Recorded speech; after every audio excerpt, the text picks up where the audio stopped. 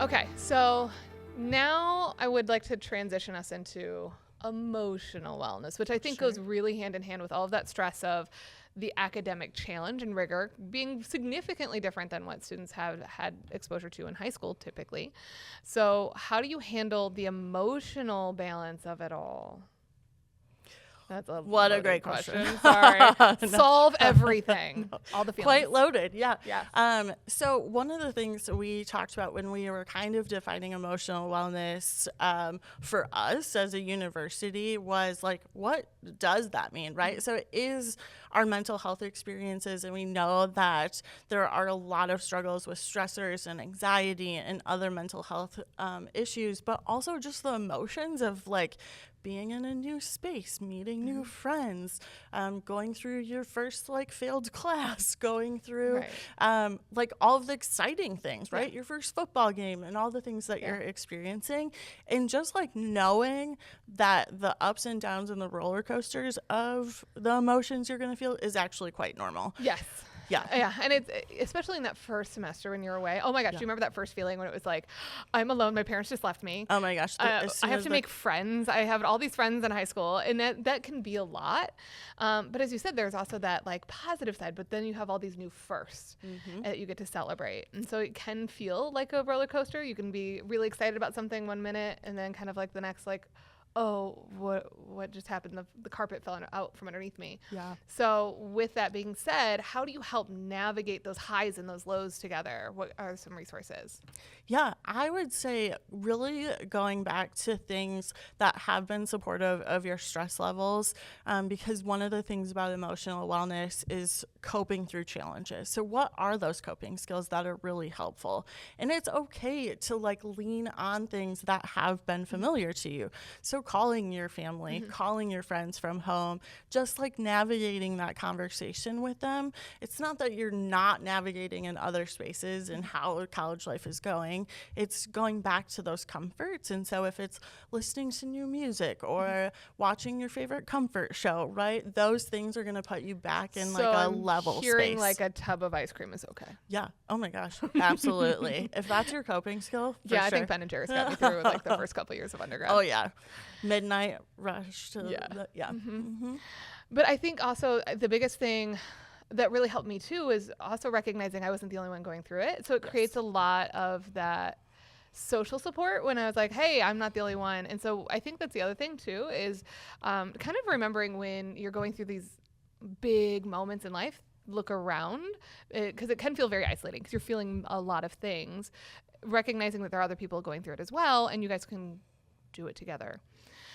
You did mention anxiety and stress, and I've seen some things. Are those still on the rise? Like, are anxiety levels across the board higher than what they used to be?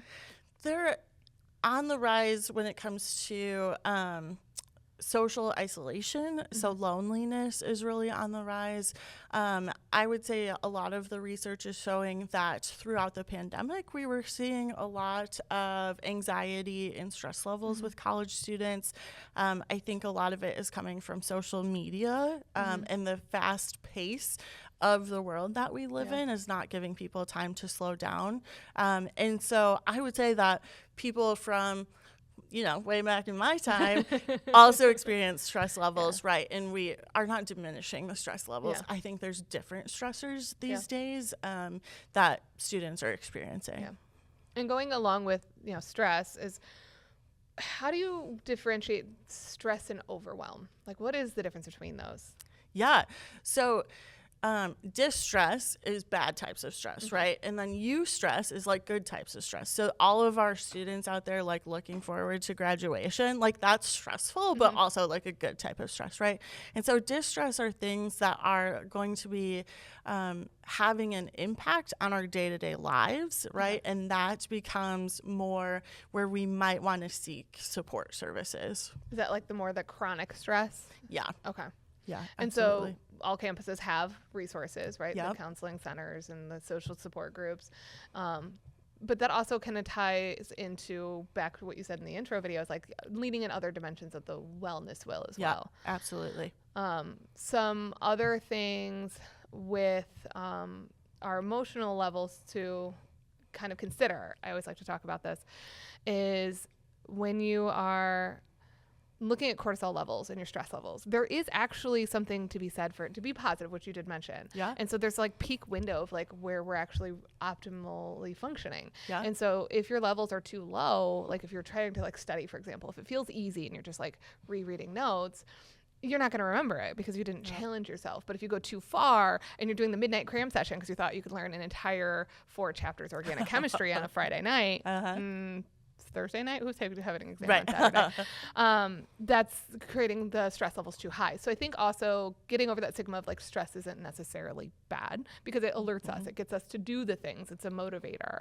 It's just trying to make sure that it's in that level that's not detrimental to our health.